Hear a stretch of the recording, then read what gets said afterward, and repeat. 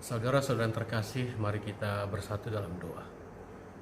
Damai sejahtera Allah yang melampaui segala akal manusia, itulah kiranya yang menguasai hati dan pikiranmu di dalam Kristus Yesus Tuhan kita. Amin.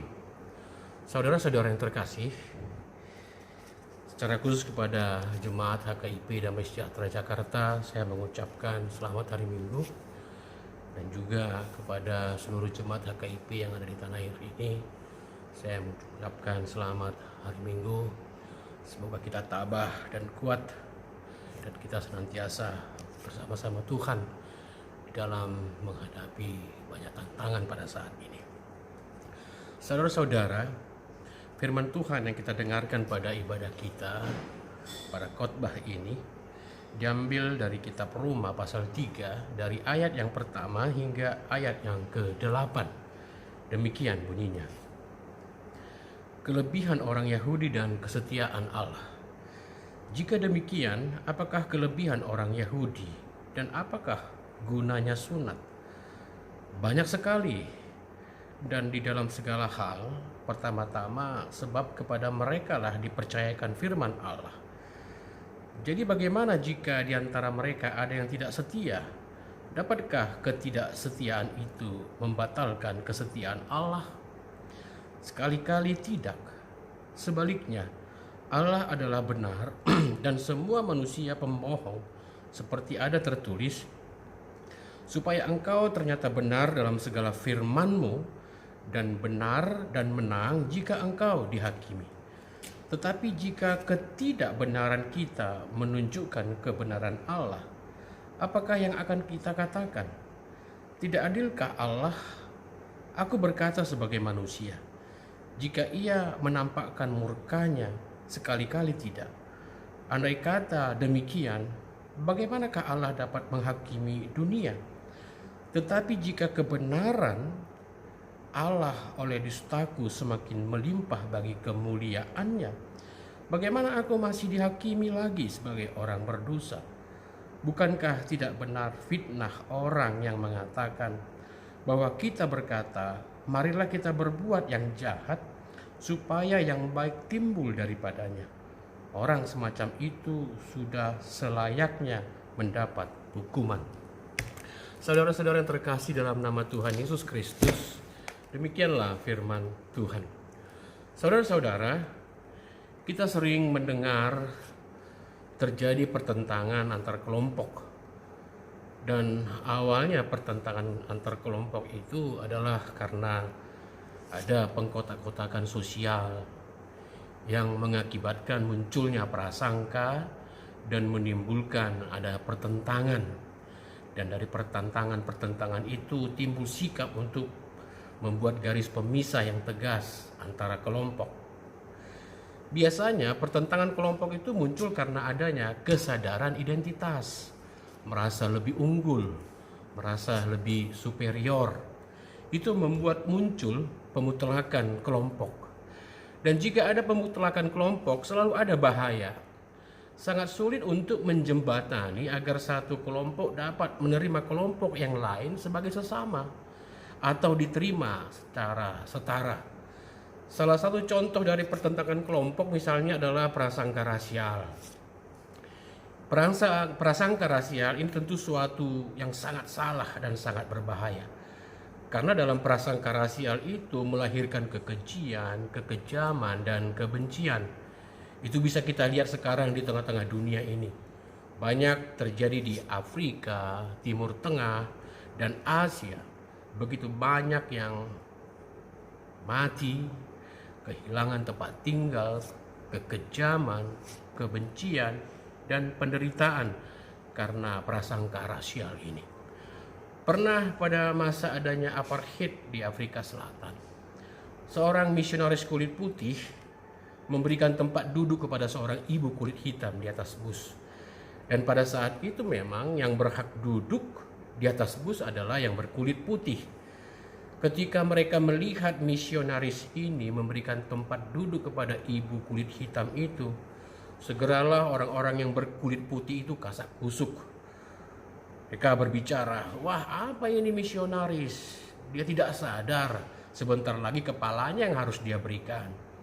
Atau ada orang berkata, mungkin misionaris ini ingin punya keturunan seperti zebra yang kulitnya hitam dan putih. Ada nada kebencian dan ada nada ketidaksukaan atas tindakan misionaris tadi.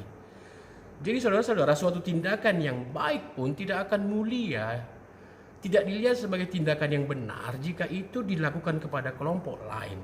Tidak ada kebaikan pada kelompok lain jika ada pertentangan kelompok, ada prasangka rasial. Itulah bahayanya jika ada pertentangan kelompok. Hak-hak istimewa dari satu golongan dipertahankan mati-matian, dan golongan yang lain mungkin ingin merebutnya, sehingga tidak ada kedamaian. Saudara-saudara yang dikasihi Yesus Kristus, mungkin tidak setajam pertentangan kelompok yang kita alami di dunia ini pada saat ini. Tetapi pertentangan kelompok ini juga menjadi latar belakang Paulus menuliskan nats kita pada khotbah ini, Rom 3 ayat 1 sampai 8. Ada pertentangan antara kelompok Yahudi dan kelompok non-Yahudi, kita sebutkanlah orang-orang Yunani di jemaat-jemaat pada masa itu, pada masa pelayanan Paulus. Itu cukup berbahaya dan bisa merubuhkan semangat jemaat-jemaat pada masa itu. Ada pertentangan jemaat Yahudi dan Yunani di Filipi, itu bisa kita baca di Filipi 3 ayat 8 sampai 9. Dan lebih berbahaya lagi, ada pertentangan jemaat Yahudi dan Yunani di Galatia. Sampai-sampai Paulus mengatakan dalam Galatia 3 dari ayat 26 hingga ayat 29 itu bila kita baca, sebab kamu semua adalah anak-anak Allah. Sebab kamu semua anak-anak Allah. Tidak ada orang Yahudi, tidak ada orang Yunani, tidak ada hamba, tidak ada orang merdeka. Semua sama. Itu seruan Paulus kepada pertikaian itu, agar mereka mampu melihat, mampu mengintrospeksi diri bahwa jemaat itu sebagai jemaat, bahwa mereka sama di hadapan Allah. Saudara-saudara, Paulus dianggap sebagai pahlawan jemaat Yunani pada masa itu. Oleh sebab itu dia ditantang oleh orang-orang Yahudi. Mereka berkata, mengapa kami sebagai jemaat Yahudi harus setara, harus sama dengan jemaat lain? Seperti yang dikatakan Paulus pada kitab Galatia itu, bahwa mereka semua sama adalah anak-anak Allah. Mengapa kami harus sama dengan mereka? Kami memiliki hak istimewa dari Allah, yaitu Taurat dan Sunat sebagai jalan kebenaran.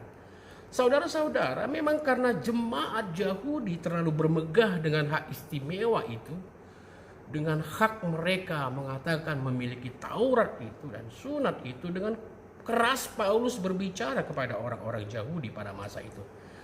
Karena kamulah Allah dihujat bangsa-bangsa lain. Kamu katakan bersandar kepada Taurat, bermegah dalam Tuhan, tetapi kamu melanggar hukum Taurat. Dikatakan jangan mencuri, kamu mencuri. Engkau menajiskan berhala, tetapi kamu merampok di semua rumah berhala. Engkau bermegah dengan Taurat, tetapi engkau sendiri menghina Allah. Itu yang dikatakan Paulus. Memang ada gunanya sunat jika mentaati Taurat. Jika melanggar, maka sunatmu tidak ada gunanya. Saudara-saudara, kita kembali ke nats kita. Karena begitu respon Paulus dan perkataan Paulus kepada orang-orang Yahudi pada masa itu, sehingga orang-orang Yahudi mungkin bertanya kepada Paulus. Itulah yang kita lihat pada Roma 3 ayat 1 sampai ayat 8. Yang pertama-tama dikatakan, kalau begitu apa kelebihan orang Yahudi? Apa kelebihan orang Yahudi? Paulus menjawab, banyak sekali dalam segala hal. Dan pertama-tama, bahwa kepada orang Yahudilah dipercayakan firman Allah. Maksudnya apa? Maksudnya adalah bahwa kepada orang Yahudi ada janji-janji yang diberikan Allah. Bahwa kepada orang Yahudi sudah disabdakan secara lisan oleh Allah kebenaran-kebenaran untuk manusia. Allah mempercayakan kebenaran-kebenaran itu kepada orang Yahudi lebih dahulu. Kemudian orang Yahudi mengumpulnya dan ditulis dalam Perjanjian Lama. Jadi semua perkataan Allah yang disampaikan kepada orang-orang Yahudi adalah keuntungan bagi orang Yahudi. Semua perkataan Allah yang disampaikan kepada orang Yahudi adalah keuntungan bagi orang Yahudi. Itulah kelebihannya. Bahwa orang Yahudi sebagai bangsa yang beruntung karena kepada mereka lebih dahulu firman Allah itu disabdakan oleh Allah. Kemudian mereka melanjutkan kembali, saudara-saudara. Kemudian dikatakan lagi, jadi bagaimana? Jika sebagian dari orang Yahudi tidak setia, apakah Allah membatalkan kesetiaannya kepada orang Yahudi? Paulus menjawab, sekali-sekali tidak atau sekali-kali tidak. Jauh dari situ. Maksudnya Allah tetap setia walau orang Yahudi melanggar kesetiaan. Lalu bagaimana Allah itu benar? Jika aku melakukan ketidakbenaran, aku melakukan kesalahan, dan Allah tidak marah, tidak murka kepadaku, bagaimana disebut Allah itu adil? Aku melakukan dosa dan melakukan pelanggaran, tetapi Allah tidak menghukumku. Bagaimana itu? Allah tidak murka dengan ketidakbenaranku. Paulus menjawab, sekali-kali tidak. Jadi kalau demikian, bagaimana Allah menghakimi dunia? Paulus tidak menjawab, tapi pasti dalam hati Paulus dia mengatakan, harus. Allah pasti menghukum orang bersalah. Allah pasti bertindak. Tapi Allah pasti punya cara untuk itu. Tapi kebenaran Allah tidak bergantung kepada ketidakbenaran manusia. Saudara-saudara yang terkasih dalam nama Tuhan Yesus Kristus, kalau kebenaran Allah semakin berlimpah-limpah karena dusta-dustaku, mengapa aku harus dihakimi sebagai orang berdosa? Dan mereka melanjutkan lagi, kalau begitu marilah kita berbuat jahat, supaya yang baik timbul daripadanya atau dari yang jahat itu.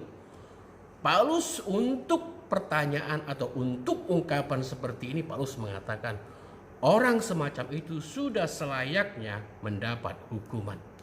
Saudara-saudara yang dikasihi Tuhan Yesus Kristus, disinilah Paulus menolak pemahaman Yahudi yang mengatakan bahwa kebenaran Allah itu dibuktikan dengan menghukum manusia berdosa. Dan keadilan Allah terlihat ketika menghancurkan orang berdosa. Orang Yahudi merasa mereka bisa selamat dari hukuman karena apa? Karena mereka memiliki Taurat. Dan mereka merasa melaksanakan Taurat. Taurat itu bagi mereka ibarat kartu pas untuk keselamatan mereka. Dan mereka mau apa? Mereka mau Allah bertindak adil. Allah itu akan menjadi adil atau Allah itu adalah Allah yang benar jika mengadili dan menghukum orang yang berdosa. Yang mereka anggap tidak punya Taurat dan tidak melaksanakan Taurat. Tapi Paulus berkata demikian, saudara-saudara. Apakah ada manusia yang melakukan secara sempurna dan benar hukum Taurat? Apakah ada manusia yang tidak berdosa? Apakah Allah itu benar dan adil jika menghukum semua manusia yang pasti berdosa? Dan karena tidak ada satupun manusia yang tidak berdosa. Apakah Allah itu benar dan adil jika harus menghukum manusia berdosa itu walaupun Allah mengetahui tidak ada manusia yang mampu keluar atau selamat dari dosa? Apakah adil jika kesetiaan Allah pudar karena dosa manusia? Karena tidak ada satupun manusia yang luput dari dosa. Apakah memang itu yang diinginkan Allah? Kita semua jatuh dalam hukuman karena dosa. Saudara-saudara yang dikasihi Kristus, tentu yang mau dikatakan Paulus adalah jangan bermegah dengan hukum Taurat dan Sunnah. Karena tidak ada manusia yang selamat dari dosa. Hukum Taurat bukan jalan keselamatan, tetapi hukum Taurat merupakan jalan agar kita menyadari atau membuat kita insaf bahwa kita berdosa. Jika Taurat sebagai jalan keselamatan berarti sia-sia upaya kita. Karena tidak ada yang mampu melakukan hukum Taurat secara sempurna. Keselamatan itu tidak akan mungkin bisa kita lakukan dengan upaya dan kekuatan kita.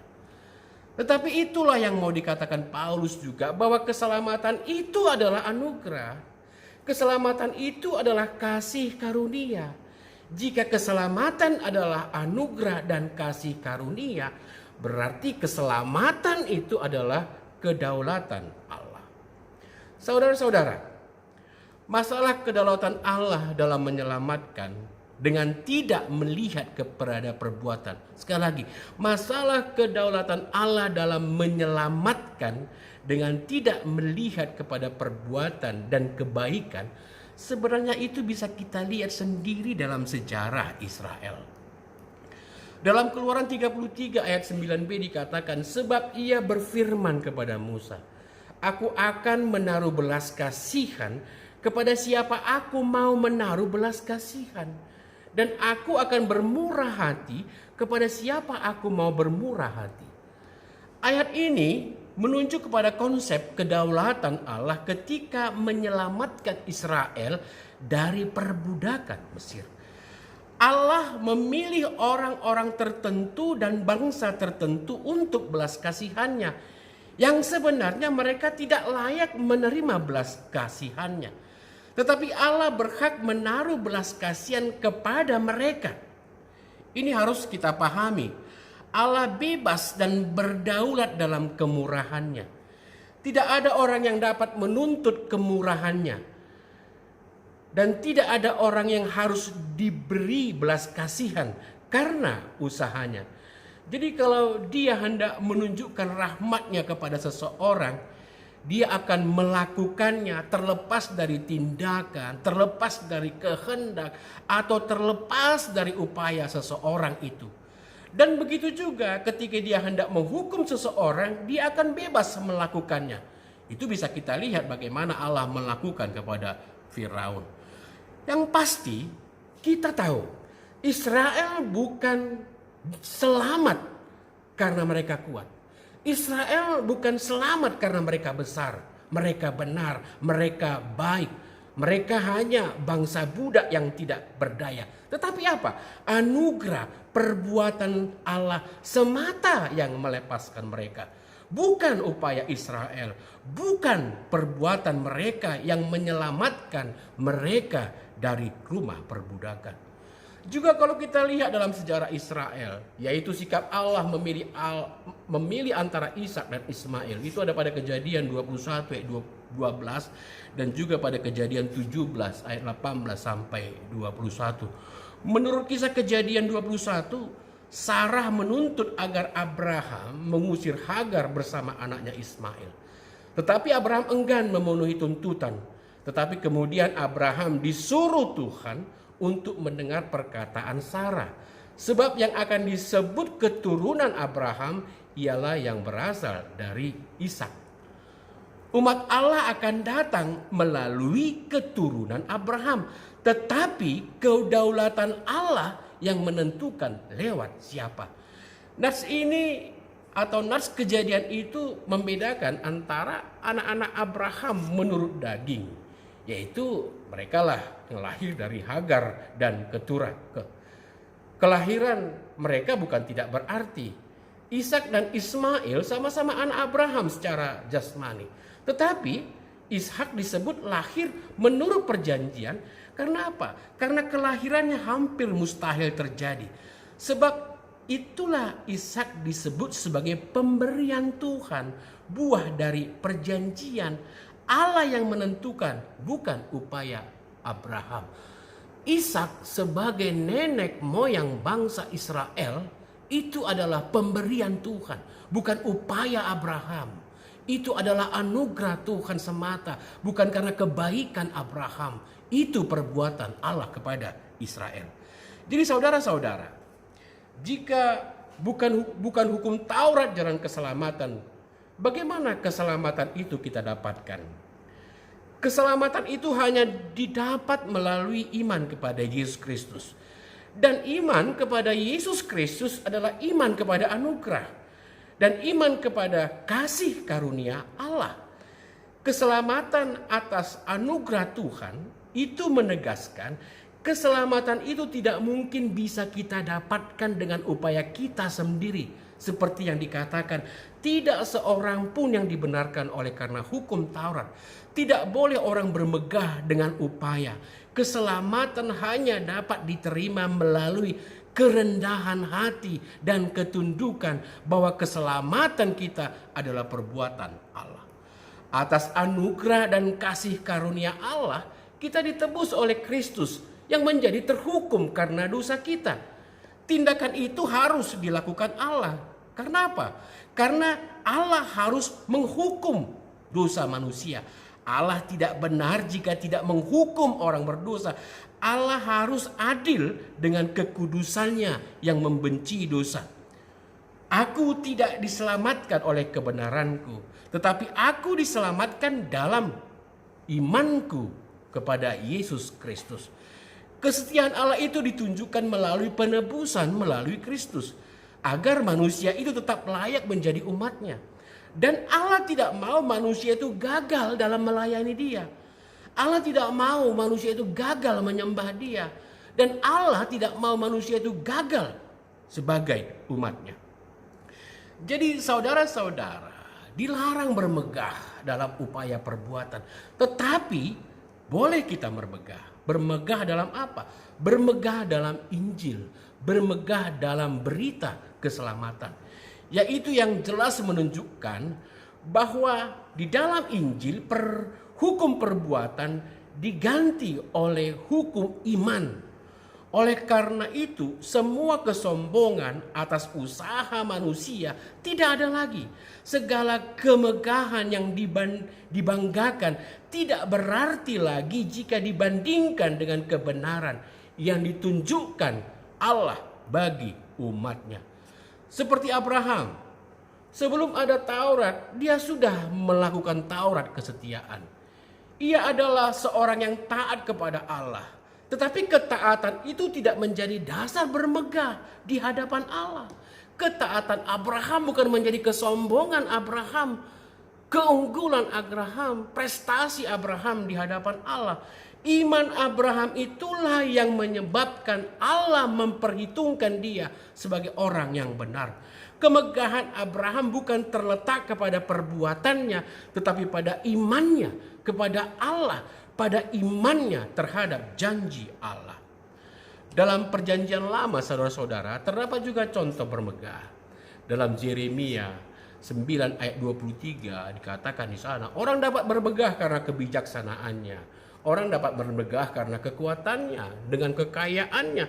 Tetapi tujuannya tentu untuk memuji-muji, untuk menyembah, untuk memuliakan, dan untuk melayani Tuhan. Bermegah itu ditolak kalau mengenai hal-hal milik manusia sendiri. Atau bermegah itu ditolak kalau itu menunjukkan hasil prestasi manusia itu sendiri. Saudara-saudara, dalam diri kita ada kecenderungan untuk meninggikan dan membesarkan diri. Ingin dianggap besar dan ingin dianggap penting. Dan kecenderungan ingin dianggap ini bisa membuat seseorang itu berbuat aneh sebenarnya. Seorang teman suka memberikan segala atau sesuatu kepada orang lain. Suka menyumbang kepada orang lain. Boros dalam pergaulan. Mengapa dilakukannya? Ia ingin dikatakan baik. Teman saya yang lain suka menguasai pembicaraan dan suka berdebat kepada siapa saja. Mengapa? Karena ingin dianggap pintar. Dalam batas-batas tertentu, perasaan ingin diterima, ingin diakui, dan ingin dihargai adalah kebutuhan kejiwaan yang wajar. Namun kita harus awas saudara-saudara, bila berkelebihan, kelewatan ingin dianggap penting justru membuat orang menjadi benci. Dan kelewatan ingin dianggap hebat bisa membuat orang menjadi mual. Salah satu godaan terbesar, terberat Yesus adalah ketika dia digoda iblis untuk berada pada ketinggian, pada keunggulan, pada kebesaran, pada kemuliaan. Tetapi Yesus menaklukkannya. Kemegahan Yesus adalah ketika ia memperdengarkan musik kebesaran. Tetapi bukan dengan trompetnya sendiri. Tetapi Yesus mengajak semua orang untuk membunyikan trompetnya masing-masing. Bukan untuk memuji diri, melainkan untuk memuji, membesarkan kemuliaan Allah. Disitulah kebesaran Yesus. Ia besar karena mau mengosongkan diri. Saudara-saudara, marilah kita insaf dan mengatakan, apapun yang kita lakukan, apapun yang berhasil kita kerjakan, apapun yang hebat kita perbuat, seperti apapun gemilangnya pencapaian kita, marilah kita rendah hati. Seperti Yesus yang rendah hati dan hanya bermegah di dalam kasih kepada Allah. Tidak ada satupun yang bisa kita lakukan tanpa persetujuan Tuhan. Tuhan yang melakukan semua itu untuk kita. Amin.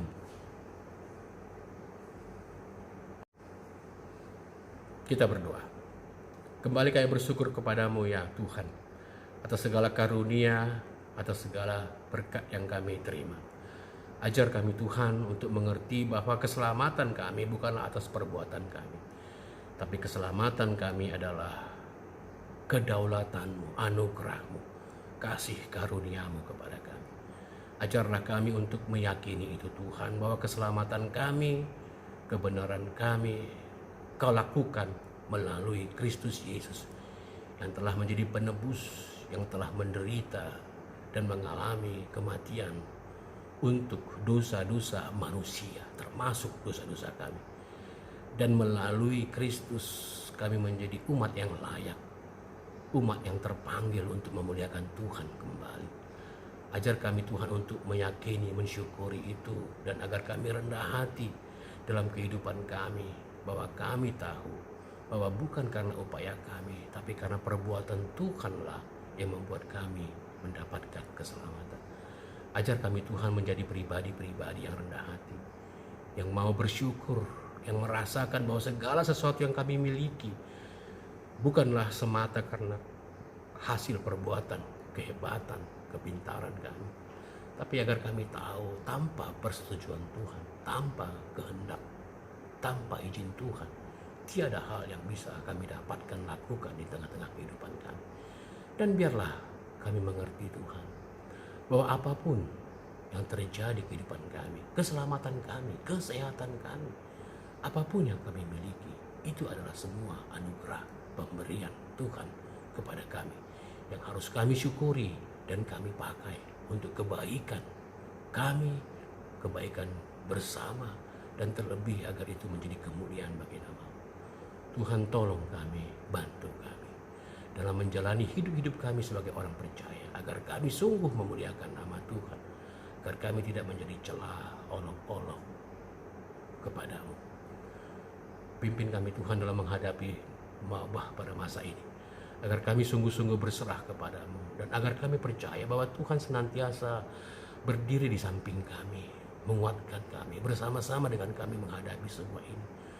Jauhkan Tuhan ketakutan, jauhkan Tuhan kelelahan dari kami, tapi biarlah kami sungguh-sungguh mentaati beberapa hal yang penting yang telah dikatakan oleh pemerintah kami, agar kami waspada, agar kami sungguh-sungguh menjaga keselamatan kehidupan kami melalui sikap hidup yang harus saling menjaga, mendisiplinkan diri, sehingga kami boleh jauh dari segala malapetaka dan penderitaan ini. Kepadamu Tuhan kami serahkan kehidupan kamu, biarlah Tuhan yang senantiasa bersama-sama dan melindungi kami. Terima kasih Bapa, dalam Kristus Yesus Tuhan dan Juru Selamat kami, dengarkan doa kami. Amin.